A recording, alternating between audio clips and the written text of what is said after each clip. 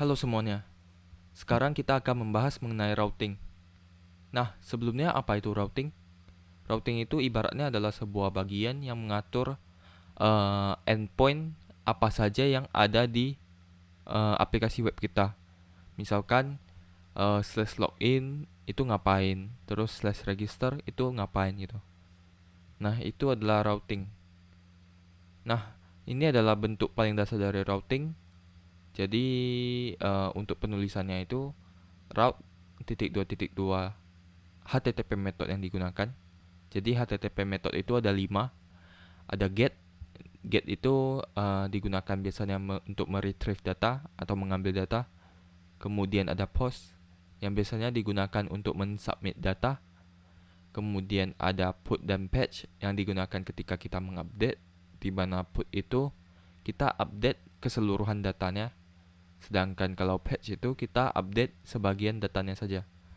Kemudian ada delete yang digunakan untuk mendelete data. Nah, ini semua akan kita gunakan terus sampai akhir dari course ini. Jadi jangan khawatir, nanti kita akan kembali mengenai HTTP method ini lagi. Nah, kemudian buka kurung endpoint yang ingin kita gunakan, misalkan slash greeting. Nah, terus parameter keduanya itu apa yang dilakukan ketika user mengakses slash greeting ini. Nah, di sini ada sebuah function yang nge-return hello world seperti itu. Nah, ini kita contoh praktekkan saja. Ini kembali. Kemudian kita buka VS Code kita. Nah, untuk routing itu kita bisa melihat di folder routes, kemudian web.php. Seperti itu. Nah, di sini sudah ada route bawaannya, yaitu route get slash. Kemudian fungsinya itu dia return view welcome. Nah, ini kalian jangan khawatir dulu. Kita lanjut ke yang ingin kita buat ya. Tadi slash greeting. Jadi route titik dua get slash greeting function return hello world. Nah, seperti itu. Jangan lupa titik koma. Nah, misalkan kita jalankan cara jalanin apps ini, yaitu PHP Artisan Serve. Nah, maka terbuka link ini bisa di control klik aja. Nah, ini sebenarnya adalah bentuk dari route slash tadi ya, yang return view welcome. Nah, sekarang kita mengakses yang slash greeting. Nah, sini akan nge-return sebuah page yang isinya itu hello world. Seperti itu.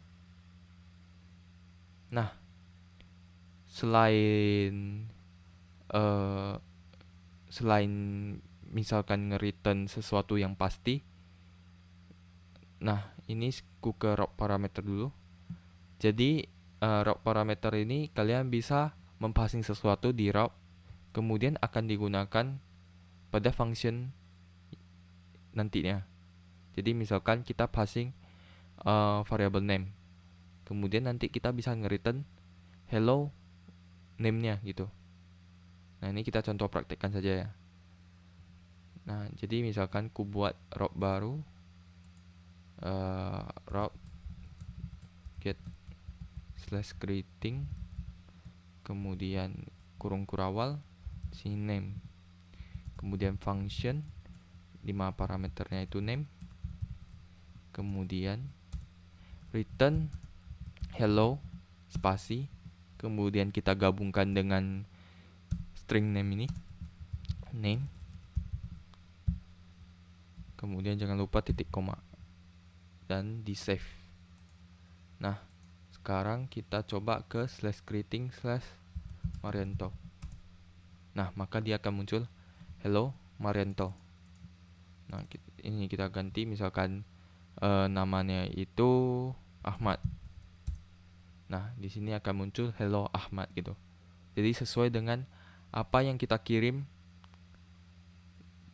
di URL-nya. seperti itu. Nah, ada satu hal lagi yang belum kubalas, yaitu name route. Name route ini lebih ke sebuah hal yang opsional ya. Jadi setiap route ini kalian bisa kasih sebuah nama, di mana nanti kita bisa reference route ini lebih gampang, baik itu di controller atau di views, seperti itu. Jadi usahakan setiap route yang kalian buat itu harus dinamain. Jadi sesuai yang ini aja, ini kita namain saja name, greeting, kemudian yang ini name, greeting with name, seperti itu. Nah, ini tidak akan berpengaruh apa-apa, tapi misalkan kita ingin memanggil sebuah route dari komponen lain, itu lebih gampang. Kalian tinggal reference name ini saja. Nah, paling itu saja mengenai materi route. Nextnya kita akan membahas mengenai views. Sampai jumpa di sesi berikutnya.